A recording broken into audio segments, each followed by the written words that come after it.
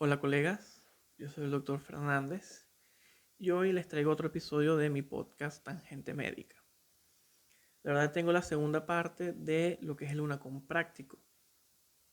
Eh, este episodio quiero hablar básicamente de lo que es el método de estudio que por lo menos a mí me funcionó, que al fin y al cabo es cuestión de organizarse y darle la prioridad a este tipo de cosas, pues porque mucha gente está sobreviviendo mientras te hace los exámenes, pero esto al final es fundamental.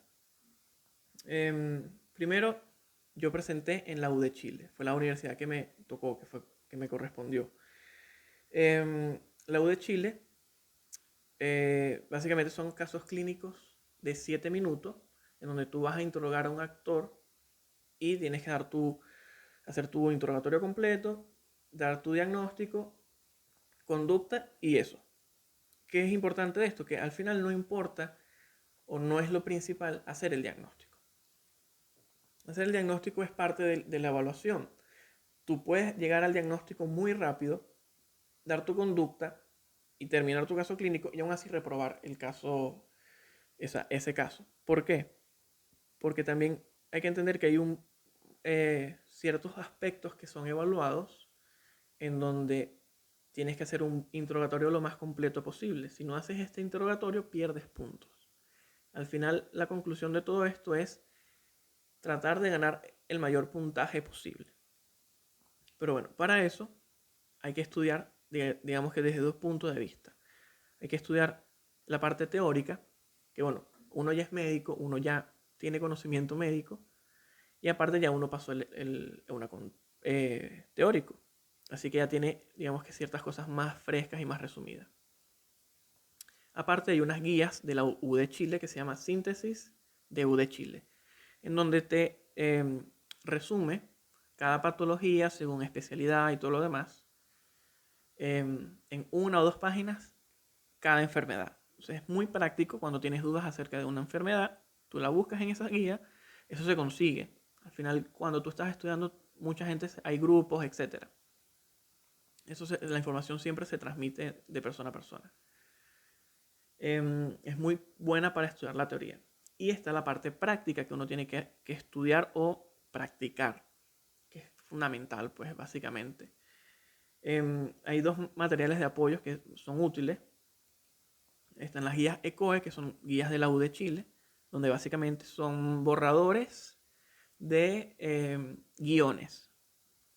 Entonces está un compendio de muchos casos clínicos, tipo guión, tipo usted es un paciente con tales características, estos son sus antecedentes, si le preguntan esto, responde esto. Y después están las pautas de evaluación. Estas guías ECOE se tienen que practicar entre dos personas. Uno que haga de médico y otro que haga de paciente. Y son bastante útiles porque obviamente tú te organizas mentalmente, practicas, sabes en dónde estás perdiendo más tiempo, que se te olvida, hasta que ya sea algo más mecánico y más rápido. Y aparte hay otra guía relativamente práctica, que son las guías de Falleta, que es, creo que era un cardiólogo, no estoy seguro. El punto está en que eh, es como un resumen entre lo teórico y lo práctico. Es útil. Yo no las utilicé, pero hay gente que sí le funciona bastante. El asunto con esto es que más allá de que la guía sea buena o no, es que tú tengas que practicar. Si tú no practicas, no vas a tener este hábito y no vas a tener la agilidad de presentar de una manera eficiente.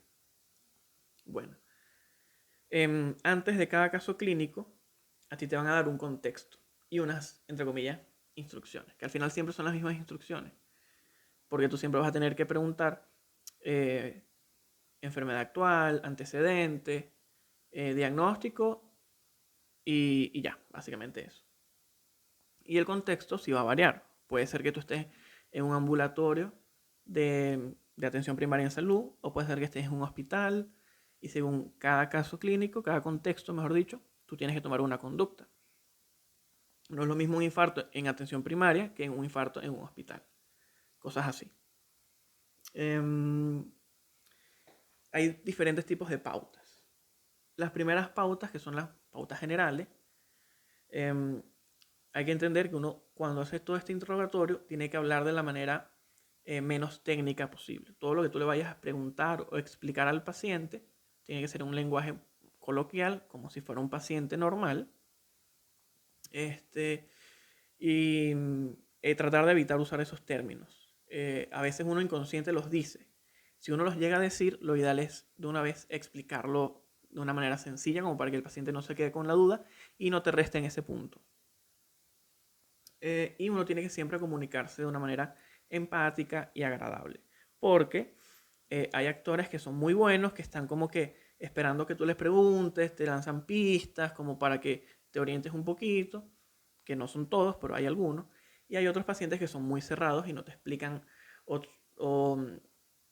se pueden hacer los sordos o no, simplemente se ve que son actores que están con el plan de soy un paciente difícil. Y uno igual tiene que tener una muy buena actitud, porque hay colegas que toman malas actitudes cuando el actor está mal y pierdes ese punto. Entonces la idea es no perder nada, sino más bien ganar la mayor cantidad de puntos posible. Eso durante todo el interrogatorio. Aparte uno tiene que presentarse. Uno entra a la habitación, o en este caso que ahorita las cosas son online, empieza el caso clínico y tú te presentas. Buenos días, yo soy el doctor Fernández, yo le voy a atender el día de hoy. Inmediatamente, sin darle chance al paciente o al actor de que hable, tú tienes que seguir preguntando. Porque, ¿qué ocurre? Tú tienes 7 minutos para hacer todo este interrogatorio. Si tú dejas que el paciente a veces hable por su cuenta, vas a perder tiempo. Porque es ese tipo de actores que están para echar su cuento completo, pero más allá del cuento completo, a ti te interesan las cosas puntuales y ganarte el punto rápido. O sea, no te importa que te eche una historia de 3 minutos si esos 3 minutos no te sirven de nada. Entonces, y ojo, uno no puede interrumpir bruscamente al paciente, simplemente es cuestión de uno guiar ese interrogatorio. Entonces, nada, te presentas y de inmediato tú preguntas, ¿me puede decir su nombre, su edad y a qué se dedica? Son 3 preguntas separadas que yo las hago juntas. ¿Por qué? Porque me ahorro tiempo. No es lo mismo decir, ¿cuál es su edad? Ok, ¿cómo es que se llama usted? Ah, ¿y a qué se dedica? Y ahí uno pierde tiempo. Son segundos que si tú lo puedes preguntar junto, te ahorras tiempo. Y también uno tiene que estar atento porque a veces tú puedes hacer preguntas muy juntas y si el paciente no las responde, no te valen el punto. Entonces hay que saber cuándo juntar preguntas. Por lo menos estas 3 casi siempre me las respondían sin ningún problema. Si acaso a veces no me decían la profesión y la tenía que repreguntar, pero aún así yo le gano tiempo. Entonces es lo que yo recomiendo. Después de esto, uno tiene que preguntar el motivo de consulta. Se supone que en el contexto donde tú estás, a ti te dicen tú estás en tal lugar y te llega un paciente con tal característica. Ya tú sabes el motivo de consulta antes de entrar al caso. Incluso hay motivos de consulta que son tan obvios que ya te dan una idea de cuál es el diagnóstico. O sea, no, el paciente acude porque tiene fiebre, dificultad para respirar y tos. Entonces ya tú sabes que, bueno, puede ser algo tipo una neumonía o un COVID en este contexto, etc. Y el motivo de consulta te orienta bastante. Pero igual se lo tienes que preguntar. Después de tú preguntar eso, tú eh, tienes 2 opciones básicamente. O irte directo a la enfermedad actual o irte a los antecedentes. Yo prefería siempre irme a los antecedentes primero, como que me pueden decir por qué viene el día de hoy. Ok, antes de hablar de eso, quiero hacerle unas preguntas. ¿Por qué yo hacía eso? Porque los antecedentes son preguntas que ya están, digamos que, establecidas, organizadas, y yo sé que me van a consumir cierta cantidad de tiempo. No como en la enfermedad actual, que puedo perder 3, 4 minutos en enfermedad actual, y si no llego a lo que tengo que llegar, pierdo mucho tiempo. Entonces yo me voy a la segura con los puntos y pregunto a mis antecedentes. Hay una mnemotecnia que me la pasaron y que mucha gente utiliza, que es bastante útil, que es el AHOMA. AHOMA. La primera A es de antecedentes. Pregunto, ¿usted sufre alguna enfermedad? ¿Tiene algún familiar directo que sufre de alguna enfermedad? El paciente puede decir sí o no, X. Después viene la H. La H es de, bueno, ojo, también hay que preguntar en antecedentes hospitalizaciones previas. Después viene la H de hábitos. ¿Usted fuma, bebe o consume drogas? Son 3 preguntas juntas que te pueden ahorrar tiempo. El paciente va a decir, no doctor, yo no fumo ni bebo. Ah, ¿consume drogas? No. Ok, perfecto. Si te dice, no doctor, sí, yo fumo. ¿Cuánto fuma? ¿Cuántos cigarros fuma al día? ¿Y desde cuándo? No, bueno, yo me fumo una caja una caja diaria desde hace 10 años. Entonces, uno se supone que tiene que educar al paciente, decirle, bueno, yo te recomiendo que dejes el cigarro porque es un factor de riesgo de cáncer de pulmón. Fin. Tú no vas a perder tiempo en darle una clase de por qué el cigarro es malo, qué tal y tal y tal. No, sino que tú te ganas tu punto de educación lo más rápido posible. Incluso a veces esa educación pierdes mucho tiempo. Si tú estás contra el reloj o el motivo de consulta te parece raro, a veces es mejor no educar porque es un punto y ahorrarte ese tiempo, que por más que parezca corto, te lo estás ahorrando, y darle como que vueltas a la enfermedad actual, pues, según cómo tú te vayas organizando. Y si al final te sobra tiempo, tú le dices, ah, ¿sabe del cigarro? De verdad, se me olvidó decirle, pero yo le recomiendo tal cosa. Eso sí te da chance. Igual con el alcohol, súper puntual, y las drogas también súper puntual. La O es de operaciones. ¿Lo han operado previamente? ¿Ha tenido algún traumatismo? No. La M es de medicamentos, porque a veces te pueden decir que no sufren de nada, pero medicamentos toman losartán, metformina. ¿Por qué? Porque hay pacientes en la vida real que hacen lo mismo. No, yo no sufro de nada, pero tomo 20 medicamentos al día. Bueno, lo mismo. Y si es alérgico a algo. ¿Está alérgico a algún medicamento, algún alimento? No. Ok, perfecto.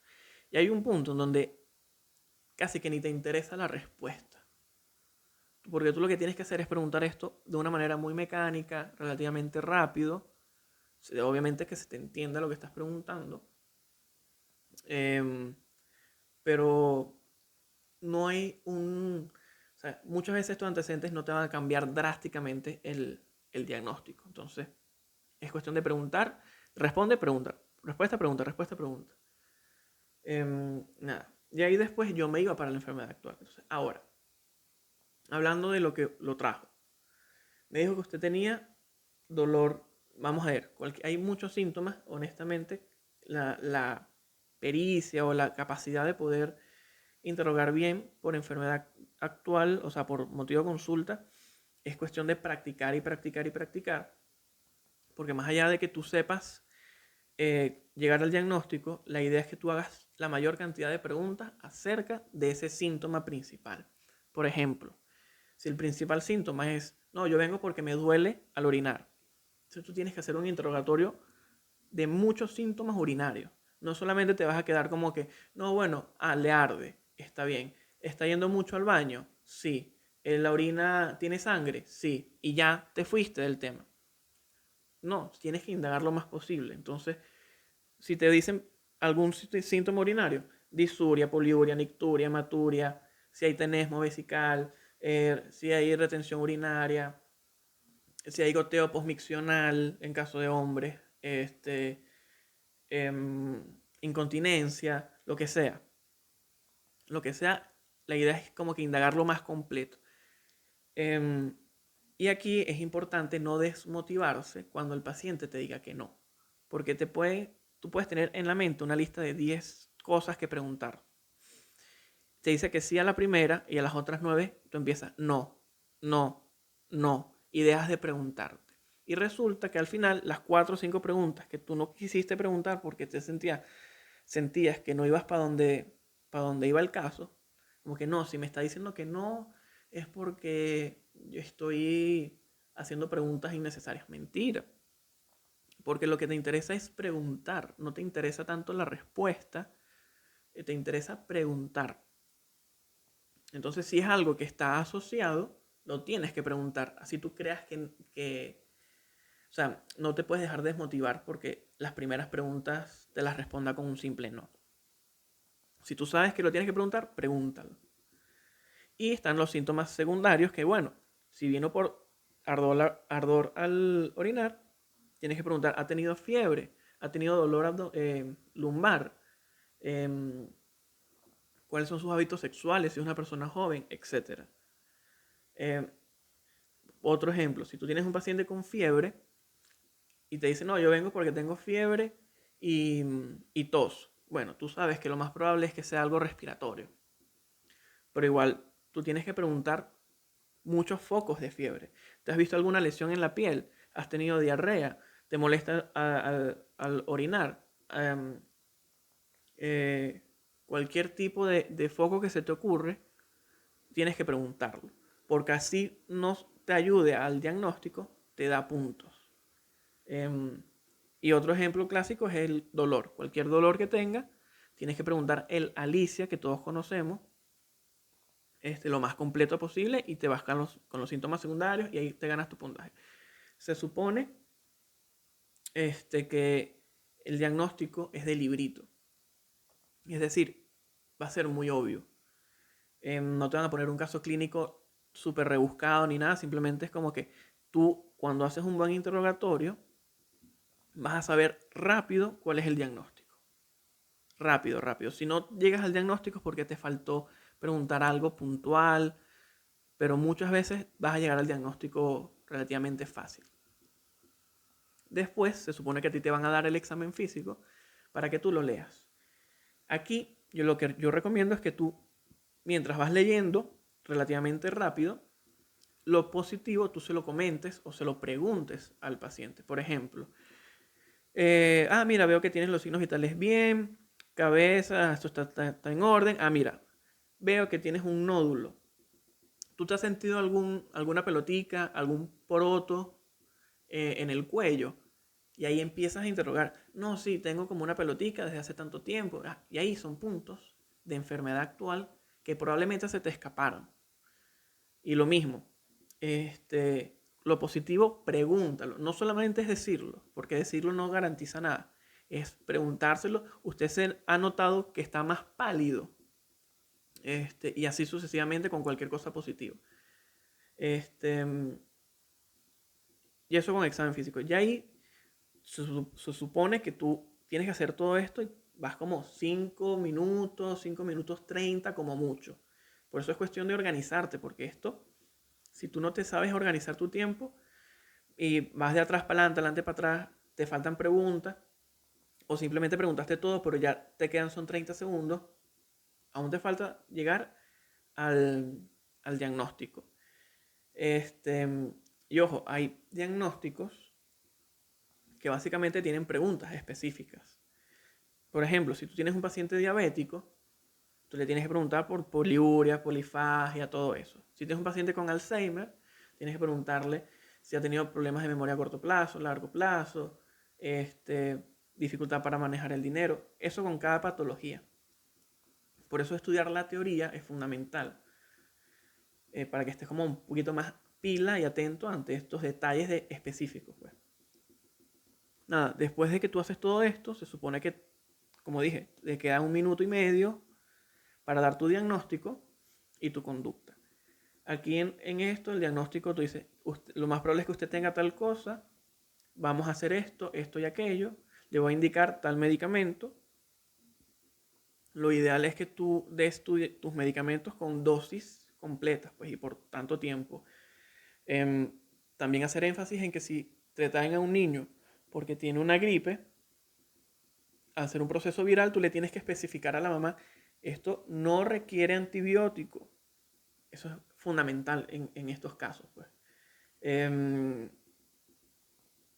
Se supone que ya con esto tú das tu diagnóstico y tú terminas diciendo o preguntando, ¿tiene alguna duda?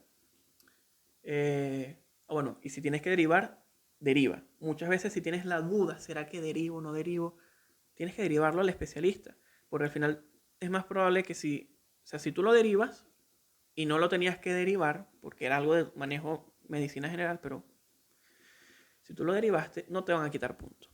Ahora, si tú te quedas con la duda y tú no lo derivas, pero por casualidad era de manejo de especialista, pues te perdiste un punto. Entonces, si tienes la duda, derívalo. Eso en general, si tienes la duda de preguntar algo, pregúntalo.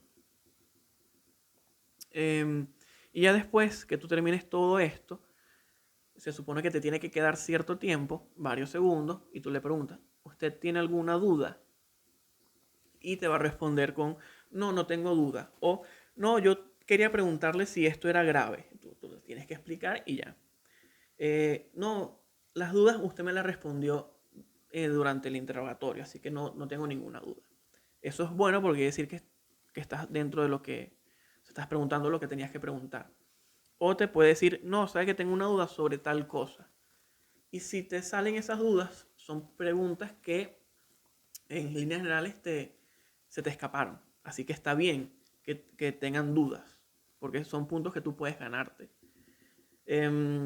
Y ya después de eso, lo ideal es despedirse. Cuando tú veas que bueno, yo que usaba reloj durante todos estos exámenes, cuando a mí me quedaban 5 segundos, así yo estuviera en la parte que estuviera, yo me despedía. Porque ya en 5 segundos no voy a ganar mucho, pero el hecho de despedirme es un punto. Bueno, sabe que se nos acabó el tiempo y me tengo que despedir. Ha sido un placer atenderla, pero haberla ayudado. Y ahí se acaba el tiempo. Y ya con eso todo está perfecto. Em, Básicamente, esta es toda la evaluación de la U de Chile por caso clínico. El asunto está en practicar. Yo creo que ese es el secreto. Más allá de simplemente estudiar teoría, es practicar, practicar, practicar.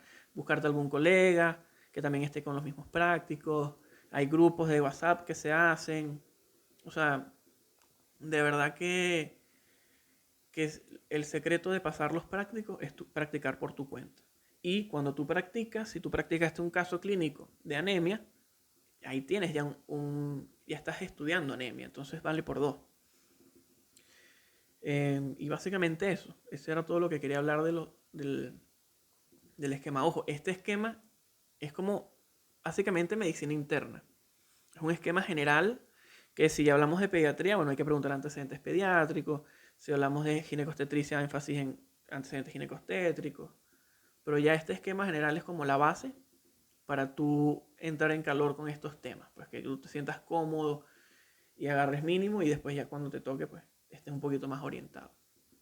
Básicamente era todo lo que quería hablar sobre este tema. Así que nada, colegas, espero les haya gustado este episodio. Y bueno, todavía tengo muchas cosas que quiero hablar. Así que nada, por ahora me despido.